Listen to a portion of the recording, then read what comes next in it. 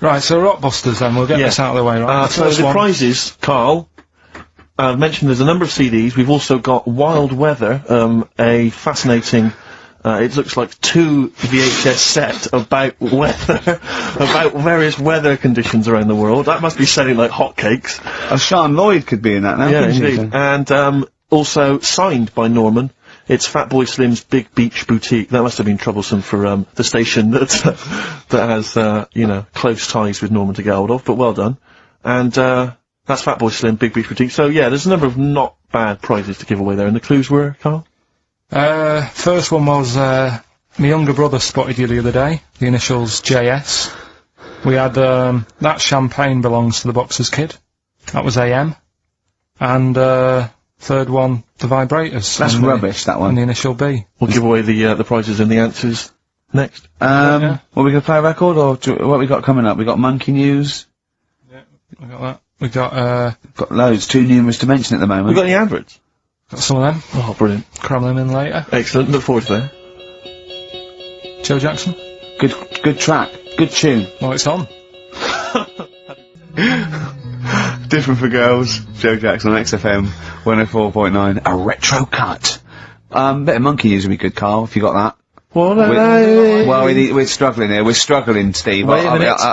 You say that, but wait a minute, the answers for Rockbusters are coming up right now. So, you thought people were turning off? Oh, my God, what have we done? We've done Take My Shoes Off for Money. Take My Shoes Off for Money. We've done that. We've done, oh, look at these funny postcard breasts. And, we've done We Didn't Win a Sony. Coming up, regular features. Jeez. Got nothing, have we? Come on. Sometimes it's good. Come on, Carl, save us. You've got to save us. So Rockbusters answers then, are we doing them now, Steve? Yeah. Right. First one, my younger brother spotted you the other day. Yeah. The initials there, JS. That was Junior Senior. Right? Yeah, good. I'll give you that. Second one, That Champagne Belongs to the Boxer's Kid. That was AM. That was Alison's Moye. Alison's Moye.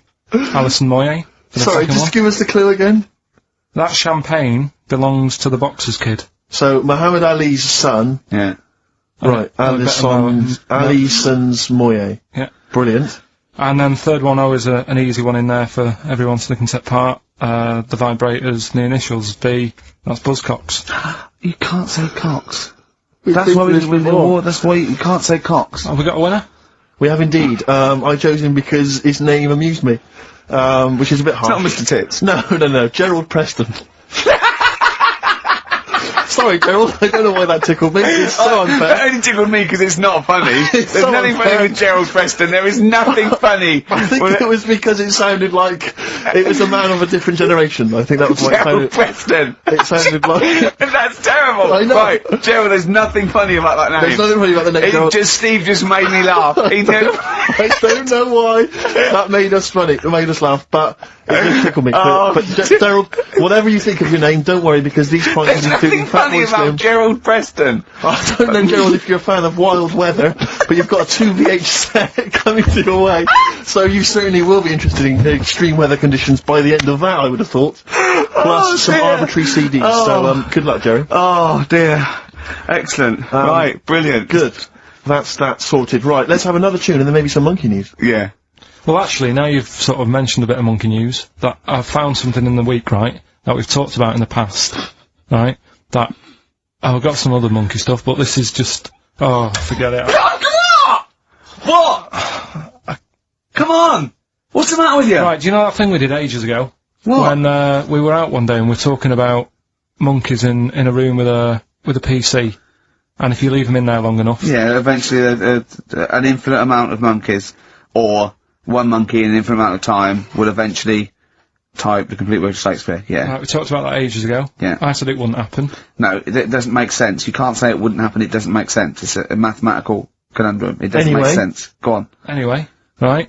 They got a couple of monkeys. Right, so not an infinite amount then. Okay, so, alright, but never mind. Yeah. Got a couple of monkeys, put it in a room. Yeah. I don't know if it was one PC or they got a job lot or whatever. Not an infinite amount then. And, Left them in there for a month. Oh, not an infinite amount of time then, either. Okay. So 2 monkeys a month. Okay, go on. Yeah, I see the experiment's working so far. About 8 monkeys. Oh, 8 monkeys. Oh, let me just work that out as a fraction of infinity. It's infinity, 8 into infinity. Oh God, a month. And what happened then, Carl?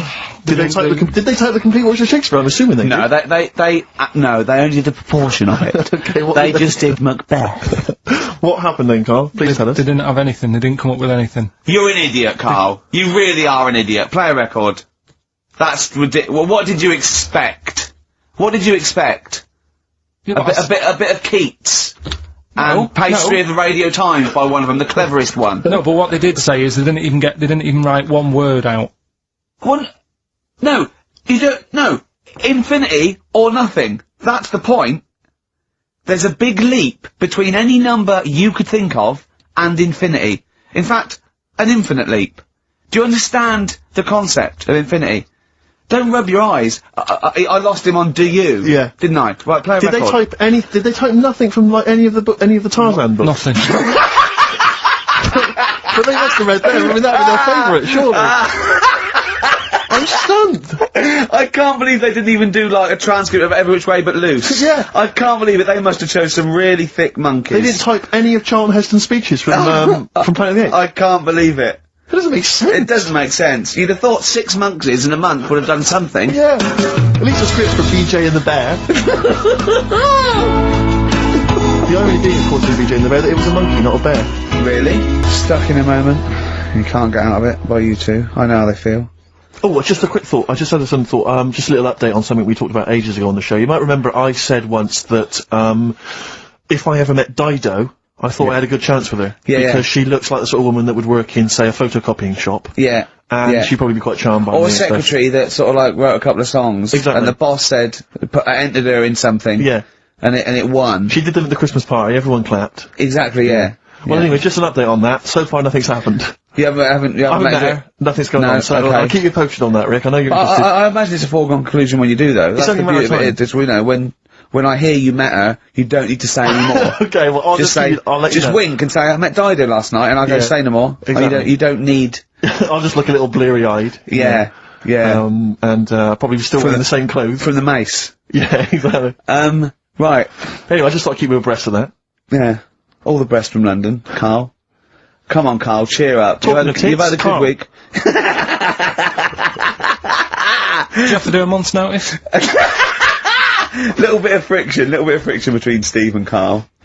I think they're, they're getting to each other, which is his underpants are pinching. Come on, Carl, cheer up. You're lucky. You know how many people would pay good money to... Carl, you had a good night out this week. You went to the Sony's, you had a free meal. Yeah, that annoyed me. I don't... We came away empty-handed, but... Yeah. It was a good night, wasn't it? You enjoyed that? Did you enjoy that? I ate it, but go on. I'm just finding more and more things are annoying me. Really? Like, even... Like, at that Sony's night, right, you've got a lot of, respectable people going to that thing, you know, people who are high up at the BBC and that. Yeah. And... just the way, you know, it's a posh night, there's people there with dinner jackets on and stuff. Mm. And then I went to the toilet for a wee. Old fella in there. I thought he looks like he's been in the radio game for years, probably done loads of award-winning Sony stuff. Yeah. You know, all the BBC documentaries to do, in-depth stuff, and I thought, I wonder if I'll be like him when I'm older, I wonder if I'm as good as him. Thinking all that, he's having a wee in the next urinal. Farts. I know. Yeah. He just farts. Old fella in a dinner jacket, probably hired. And I thought, But they try to, they think, well, I better do it in here. And it's sort of like a trumpet. And everyone just goes, yeah, that's fine. What's up with that? You know, yeah, I know what you mean. It's just the arrogance of doing it. He just did it. It sounded like a lost whale. and he didn't sort of go and try and clinch it. He carried on. And then he went, oh, that was a good one. Really? Old fella, must have been about 70. Oh, dear.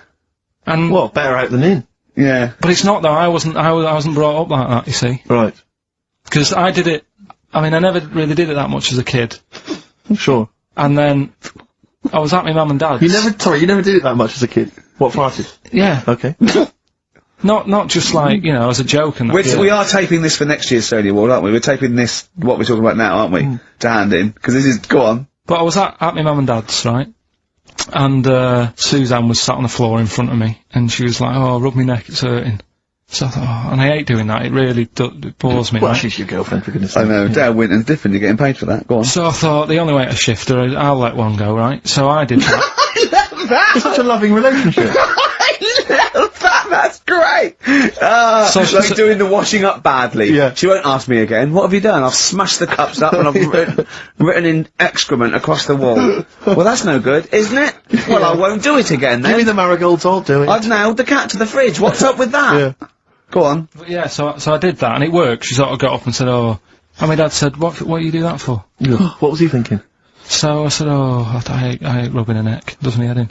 So he says, you know, I've never trumped in front of your mother for 40 years. Sorry, where was this? Chigley? Why is this family talking like this? Young Carl, I've never trumped in front of your mother in the 35 years. What? I don't know what... No, it's just that he said, you know, we've done a lot of things in the family that Hold we're not on, proud of, what did he say that for? What, he's never trumped in front of your mother? He just offered that information up.